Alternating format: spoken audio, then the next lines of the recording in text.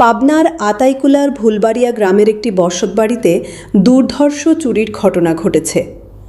পরিবারের সদস্যকে চিকিৎসার জন্য ঢাকায় নিয়ে যাওয়ার সুযোগে চোরেরা আলমারির ড্রয়ার ভেঙে প্রায় 5 ভরি স্বর্ণালংকার ও ৭৭,০০০ টাকা চুরি করে নিয়ে গেছে। গত ৩১ জানুয়ারি শুক্রবার দুপুর থেকে বাড়িতে না থাকায় আতাইকুলা থানার ভুলবাড়িয়া গ্রামের শ্রী স্বপন রায়ের বাড়িতে এই চুরির ঘটনাটি ঘটেছে। এ ঘটনায় 4 ফেব্রুয়ারি বুধবার থানায় লিখিত অভিযোগ দায়ের করা হয়েছে। স্বপন রায় জানান, গত ৩১ জানুয়ারি শুক্রবার দুপুর ৩টার সময় আমি আমার স্ত্রীকে চিকিৎসা করার জন্য ঢাকাতে নিয়ে যাই এবং বাড়িতে তালাবদ্ধ করে বের হই।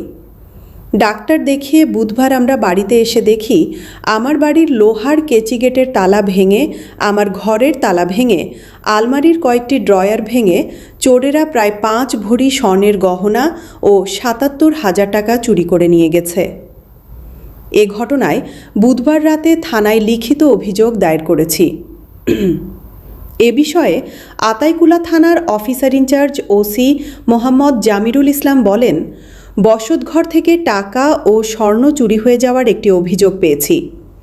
ঘটনাস্থলে পুলিশ পাঠানো হয়েছিল। এটার অনুসন্ধান শুরু করে দিয়েছি।